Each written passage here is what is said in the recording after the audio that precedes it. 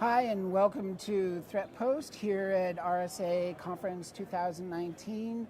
We are here in Broadcast Alley, and I'd like to introduce Derek Manky. Manky, yes. Sorry, with Fortinet. And since I botched the pronunciation of your name, why don't you introduce yourself? Sure, no so problem. I'm sure to get that right. Okay. So Derek Manky with Fortinet. I've been with Fortinet for 15 years. I'm from our FortiGuard department, so I lead our cyber threat intelligence efforts, our global threat alliances as well. My role is Chief of Security Insight, so we're constantly looking at research, what the bad guys are doing, and trying to innovate in terms of how we can try to get a step ahead of them. It's always an arms race, as you know. Well, welcome to Broadcast Alley and Threatpost, and I'm interested in what your thoughts are on one of the biggest buzzwords of the show, which is artificial intelligence and machine learning. And maybe you can sort of cut through some of the noise for us and help us better understand where the rubber actually really does meet the road. Yeah, sure. Okay, so machine learning is a core part of AI, right? I mean, machines learn like humans do, and I mean, Alan Turing described this back in the 1930s, right? And the whole idea is that by using machine learning models, we can start to study things like cybercrime, right? Who these cyber criminal organizations are, how they're moving, what's their next move going to be. There's predictive elements of artificial intelligence as well.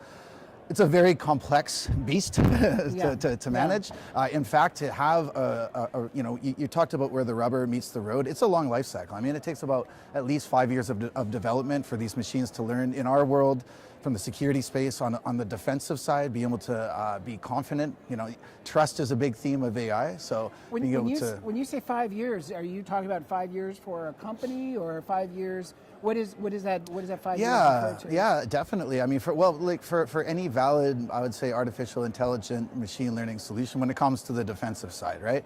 Because we're talking about mitigating threats, you have to be able to trust them. They have to be as intelligent and experienced as day-to-day operations for, let's say, a security operation, a SOC admin or a network operation admin. So it takes time to learn. Now, machines learn quicker than humans do, right? I mean, a machine can become a teenager on that cycle within a year, as an example. But it takes time. So it seems like it's going to take a little more time for the defensive AI to really be 1,000% effective for a company and for perhaps even the technology to mature. But I'm actually really curious about how artificial intelligence and machine learning is being used from the offensive standpoint, where we're seeing a sort of a switch in terms of how the offensive security.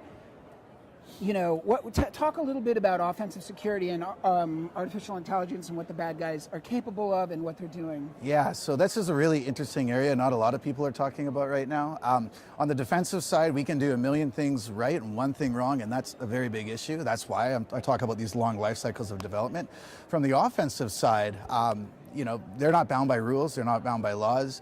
They can release new versions of code that may or may not go in the right direction, which is a scary prospect when it gets into that. Right now, what we're seeing mostly is automation when it comes to attackers, right? To attack tools, things like this that they're creating. Automation as opposed to artificial intelligence. Yeah, there's a clear difference, right? Now, one of the things that I know that you're going to be talking about later here at RSA is swarm technology. Yes. And how does that play into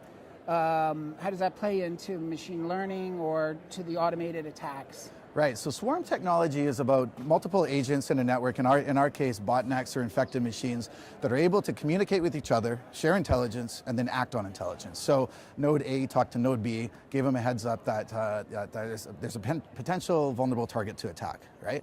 That's swarm technology. Now you couple that with machine learning and artificial intelligence, and you have the ultimate machine when it comes to attacks, right? Because you have something that's capable of moving very quickly inside of networks, and that's truly intelligent.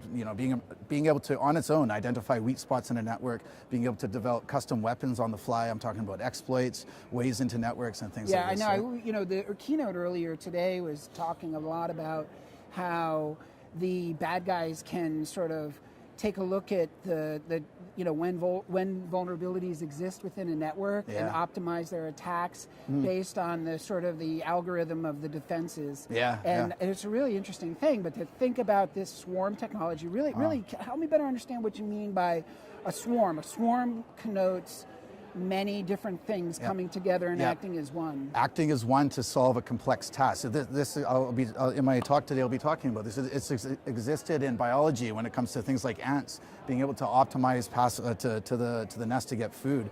They're able to work together to form a bridge in space by actually communicating with each other and talking. It's no different when it comes to cyber. You think about the advantages. If you have different strategic positions within a network, infected nodes, say an IP security camera, say a network attached storage or something, and they're able to communicate with each other, they can actually team up to do things dynamically, like DDoS attacks, trying to take down a target to put it into a weaker spot.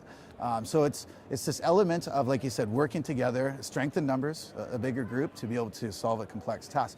It also makes it, because it's a swarm, very robust.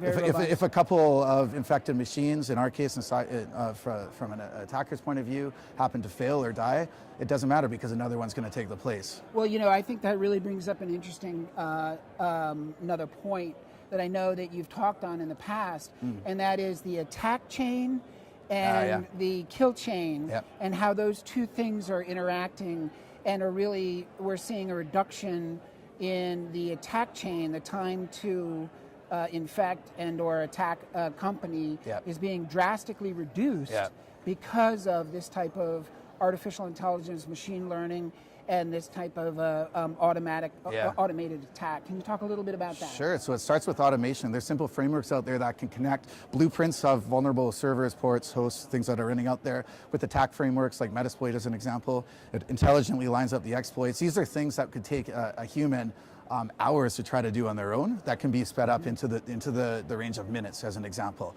So the attack chain is just an inverse view of the kill chain, right? It's coming from an attacker's point of view. How quickly can I succeed to be able to get data and exfiltrate the data out of a network? So a data breach, in other words. Why is that kill chain timeline so reduced? I mean, we're seeing some numbers in terms of time to attack within hours and sometimes within minutes. Why are we seeing that? So a couple of reasons, right? One, the state of security is very vulnerable still out there. I mean, NIST and the MVD, they're reporting over 14,000 vulnerabilities a year coming out. A lot of it's IoT is a culprit, right? So the attack surface is simply larger. It's easier to be able to go end to end. You have more options as an attacker.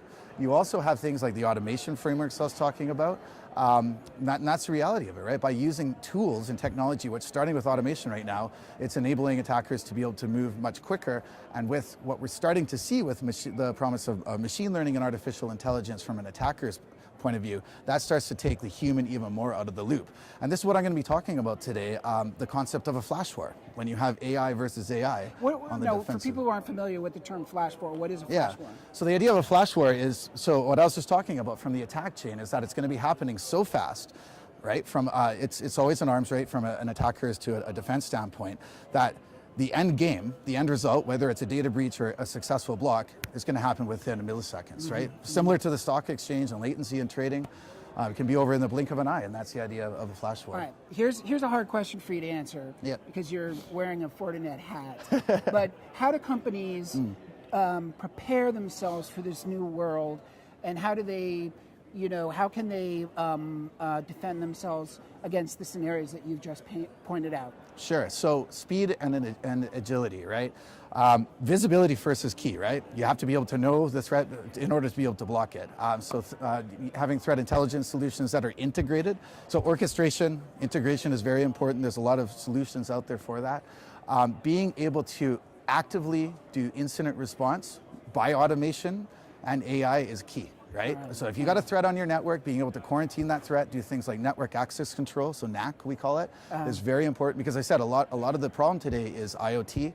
Concepts like zero trust networks is another big solution people have to look at, because the unfortunate reality is a lot of these vulnerable IoT devices are trusted by nature when they're the biggest, the most vulnerable piece of the attack surface out there. No, well, I really appreciate that unbiased, not self-serving answer. I didn't mean to frame the question the way I did. No, it's good. No, it's all about strategy. All right. Yeah. Well, I think that's a really great overview of your session and some of the bigger trends that we're seeing here at RSA.